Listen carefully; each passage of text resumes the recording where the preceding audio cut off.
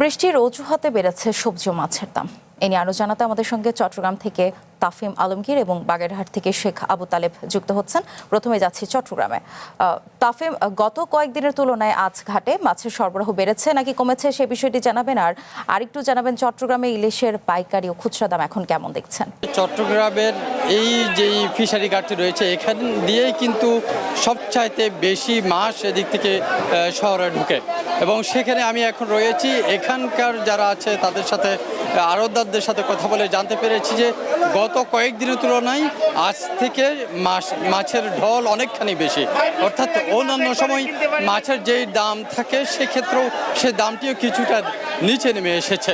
এই যে ফিশারিঘাট এলাকায় একেবারে কর্মচঞ্চল পরিবেশ, সকাল একেবারে ভোর থেকে কিন্তু এখানে যে সকল পাইকারি বাজারিরা আছে কিংবা খুচরা বাজারিরা আছে তারাও কিন্তু এখানে এসে ভিড় জমান। বিশেষ করে পাইকারি ক্রয় করে এখান থেকে নিয়ে যায়, শহর থেকে শুরু করে দেশের বিভিন্ন জায়গায় এই মাছগুলো চলে যায়। মূলত এই ফিশারি ঘাট এলাকায় সবচেয়ে বেশি যেটি আসে সেটি হচ্ছে সামুদ্রিক মাছ। সামুদ্রিক মাছের পরিমাণ গতকাল রাত থেকেই অনেক বেশি আসছে।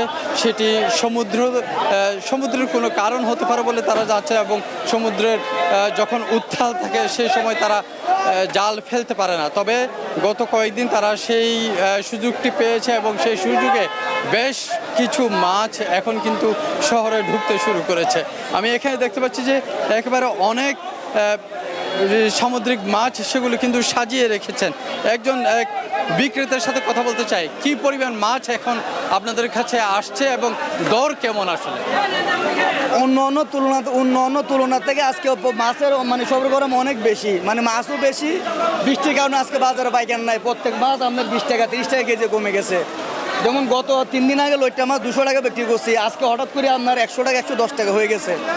আপনার ইসা মাছ যেগুলো 200 টাকা বেচছে এগুলো 120 টাকা 30 টাকা। লাল পোয়া বেচছি যে 320 টাকা 330 টাকা, আজকে হয়ে গেছে 280 টাকা 270 টাকা, এরকম হয়ে গেছে। প্রত্যেক মাছ কেজি আপনার 30 থেকে 40 টাকা 50 টাকা লিক কমে গেছে। বৃষ্টি হওয়ার কারণে সাগর খারাপ, যাওয়া তো সবগুলো গাড়ি বিকতেছে, এর জন্য মাছ মনে করেন আগের থেকে প্রায় কেজি 50 টাকা 30 টাকা 40 টাকা কমে যেতেছে আর কি। শুনছিলাম আসলে এখানে যিনি বিক্রেতা আছেন সামুদ্রিক মাছের পসরা সাজিয়ে থরে থরে তারা পসরা সাজিয়েছেন, এবং সেই জায়গায় তারা দাঁড়িয়ে বলছেন যে গতকাল যেই দরে বিক্রি করেছিল তার চেয়ে আজকের দিনে প্রায় 30 টাকা, কোনো মাছে 40 টাকা পর্যন্ত কমে গিয়েছে। যে পোয়া মাছ ছিল 350 থেকে 380 টাকার মধ্যে, সেটি এখন নেমে এসেছে 300 থেকে 320 টাকার মধ্যে। সেই ছাড়া অন্যান্য যে সকল মাছগুলো আছে, রূপচাঁদা থেকে শুরু করে অন্যান্য মাছ, সেগুলোও কিন্তু দর অনেকখানি নিচে নেমে এসেছে বলে জানতে পেরেছি। এবং একই সাথে ইলিশের গতকাল থেকে কিন্তু ইলিশও বেড়েছে, ইলিশ মাছও ঢুকতে শুরু করেছে। সেক্ষেত্রে হয়তো কোনো জায়গায় ইলিশ মাছের দামও গত সপ্তাহের তুলনায় যদি ধরা হয় তাহলে ইলিশ মাছের দামও কিন্তু সেক্ষেত্রে কিছুটা কম। তবে একেবারে ভরা মৌসুম, যেটি জুলাই থেকে একেবারে সেপ্টেম্বর পর্যন্ত ভরা মৌসুম থাকে, সেই সময় ইলিশের দাম যেরকম আরও কম থাকার কথা সেটি একেবারে হয়নি। তবে 1 কেজির যেই ইলিশ মাছগুলো আছে সেগুলো কিছুটা কমে 2000 থেকে এখন 1600 টাকা দরেই নেমে এসেছে। এই ছিল চট্টগ্রাম ফিশারি ঘাট থেকে আমার কাছে থাকা সবশেষ তথ্য। এবার চলে যাচ্ছি বাগেরহাটে।